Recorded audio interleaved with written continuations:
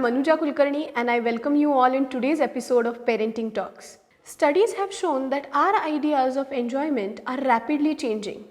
We prefer spending more money compared to reading books, playing games, may it be indoor or outdoors when it comes to weekends, when it comes to spa, when it comes to shopping, going out and eating in restaurants. Those behaviors are often preferred compared to other activities. So today we are going to discuss about our ideas of enjoyment and children. In most of the houses, both the parents are working. They spend entire week working hard, may it be work from home or going to office. So it's very obvious that for standard of living or for the idea of enjoyment, they end up spending more money on weekends. It's not about whether it is right or wrong, but when it comes to children, soon they start observing you and they understand that our morning start with ordering food from Swiggy, then we go out for movies, then we go out to shopping malls. Every time when it comes to enjoyment, we spend money and have enjoyment bought.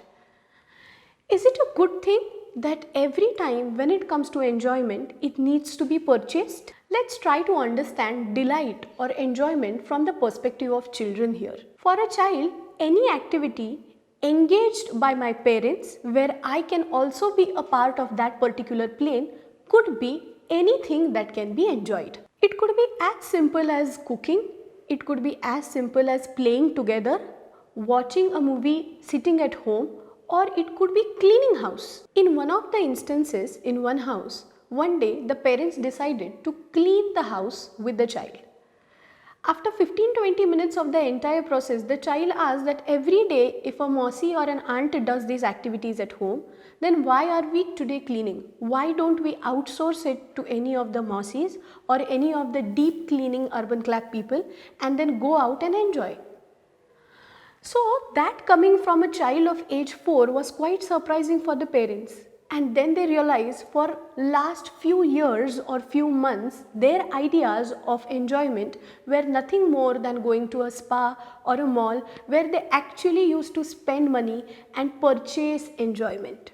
The most dangerous part about all this association is getting conditioned to the fact that everything which is related to materialistic pleasure could be the only thing that can give me delight. If you think that this could be a situation at your family, you can bring a positive change into this.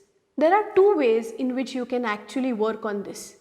One is by giving them exposure or opportunities where they can enjoy without spending money. It could be pursuing a hobby, it could be pursuing a sport.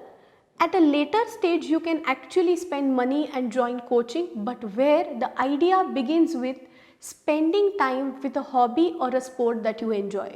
Second could be you as parents enjoying an activity and allowing a child to be a part of it. As mentioned before, it could be very simple as a cleaning activity, a deep cleaning activity or a cooking activity at home. When as child I observe that my parents are enjoying something and I can also be a part of it, the child starts associating my ideas of pleasure with those types of activity. For a child, idea of enjoyment or delight could be anything that comes with a joy of creating, with a joy of creating a mess. It could be sense of achievement or it could be any fun activity. For little older children, you can actually have a sit-down conversation with children regarding what is a comfort, what is a necessity and what is a luxury. Whatever is a necessity, irrespective of the amount that we need to spend, is a necessity, that's why we spend for it. For example, education. For example, daily needs, for which even if the price is high, we are ready to spend. When it comes to comfort, we can delay the gratification, we can delay the purchase. And when it comes to luxury, it could be a luxury which we can afford once in a while.